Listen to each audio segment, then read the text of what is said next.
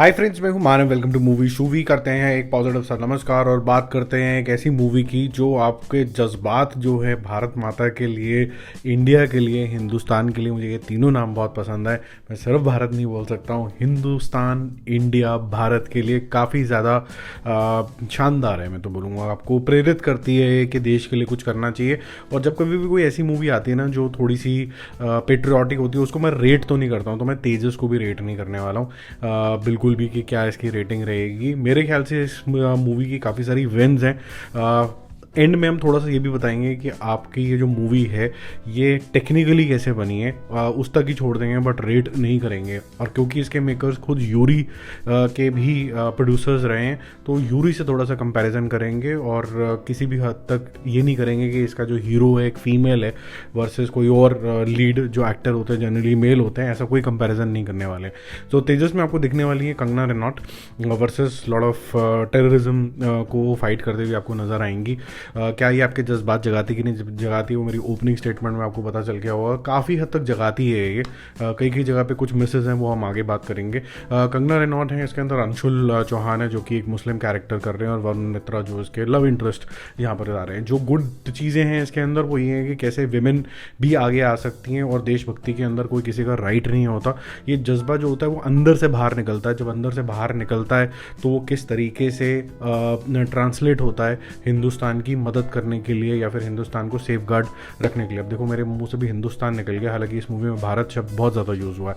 But anyways, Bharat, Hindustan, India के जो जज्बात हैं यहाँ पर इसलिए भी दिखते हैं कि अगर आपके घर के अंदर कुछ इस तरीके की कॉन्वर्सेशन हो रही होती हैं जो पेट्रोटिक होती हैं, तो कहीं ना कहीं वो ट्रांसलेट करती है कि आपके बच्चे भी कल को क्या डिसीजंस लेते हैं। जो यहाँ पर भी बैकग्राउंड काफ़ी अच्छे तरीके से दिखाया गया। जो कॉन्वर्सेशन विद फादर हैं, वाजपेयी साहब का क्या विजन था और क्यों वो तेजस फाइटर का नाम रखा गया था, और क्यों यहाँ पर कंगना का जो कैरेक्टर है वो एयरफोर्स पायलट बनना चाहती है, उसका मल्टीपल पार्ट्स में आंसर दिया गया। एंड तक भी आपको एक आंसर मिलता रहता है। मेरे को ऐसा लगा कि जनरली जो मेल एक्टर्स होते हैं उनको काफ़ी अच्छे इंप्रेसिव डायलॉग्स मिलते हैं, बट यहाँ पर भी बहुत अच्छे इंप्रेसिव आपको डायलॉग्स मिलते हैं। स्टार्टिंग में ही एक मिशन अंशुल के साथ उसको करना होता है, अंशुल चौहान के कैरेक्टर के साथ, जो कि एक मुस्लिम कैरेक्टर है। थोड़ा सा क्लीशे हो जाता है वो, क्योंकि एक मुस्लिम अच्छा और बाकी सारे बुरे, उस जोन के अंदर चला जाता है।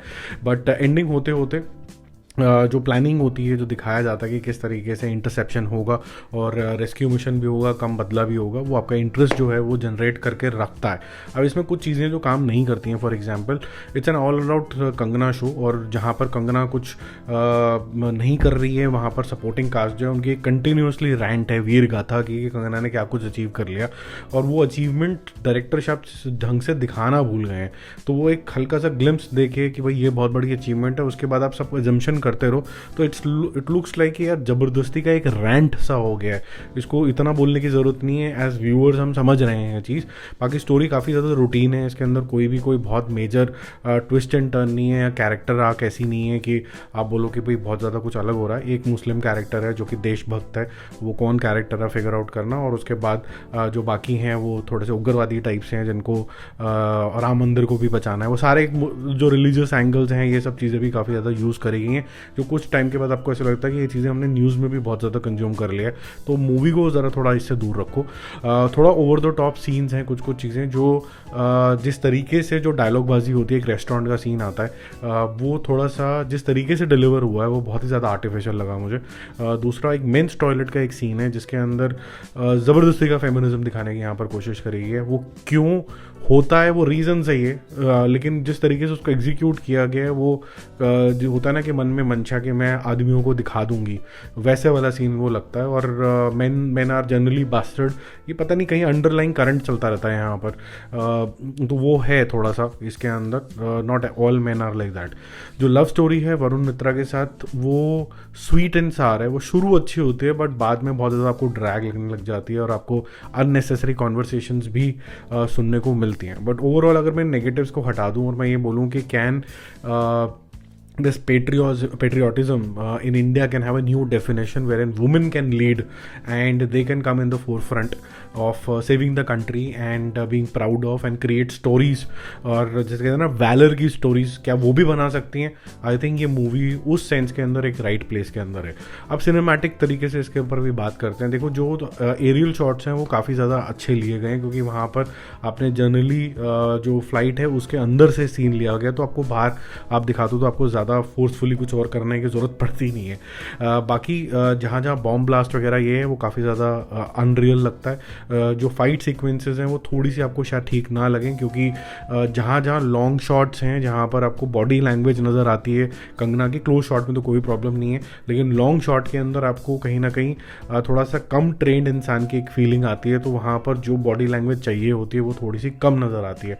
बट ओवरऑल बेसिस पे ये डिसेंट वॉच है. आप देखोगे भी तो आपको ऐसा लगेगा कि हाँ जो ये करना और अचीव करना चाह रही है कि भाई इस अर्थ पे आपकी कोई भी जेंडर हो और इंडिया के अंदर स्पेसिफिकली आप अपना कंट्रीब्यूशन दे सकते हो. और टेररिज्म जो है वो एक किसी रिलीजन से रिलेटेड नहीं है बट ये कुछ एक माइंडसेट है. अगर इसको हम ब्रेक करें as all the nations put together तो ज़्यादा अच्छा होगा. एंडिंग ओके है, it could have been much better. थोड़ा हीरोइज्म साइड पे ज़्यादा चली जाती है. बाकी जल्दी मिलते हैं और अपडेट के साथ. जाते जाते मैं आपको ये बता दूं कि मैं इसको रेट तो करूँगा नहीं क्योंकि मेरे को जितनी भी पेट्रोटिक मूवीज़ होती हैं वो मेरे को उसका पर्पस के हिसाब से अच्छा लगता है और इसका पर्पस जो है वो ठीक है. बाकी कितनी चलेगी नहीं चलेगी पता नहीं क्योंकि हॉल के अंदर तो सुबह वाले शो के अंदर मैक्सिमम 4 या 5 लोग बैठे हुए थे तितर बितर होके. अब आगे देखते हैं इसका फ्यूचर क्या होता है. I think word of mouth पे ज़्यादा जाएगा. इसका जो फर्स्ट हाफ है थोड़ा स्लो है, बीच में ये स्ट्रॉन्गेस्ट है, एंड में ये रूटीन हो जाती है. तो बीच का जो पार्ट है वो सबसे ज़्यादा सॉलिड है. इसका आगे कमज़ोर है और एंड कमज़ोर है, इसका मुझे ऐसा लगा. बाकी जल्दी मिलते हैं और अपडेट्स के साथ. Bye bye.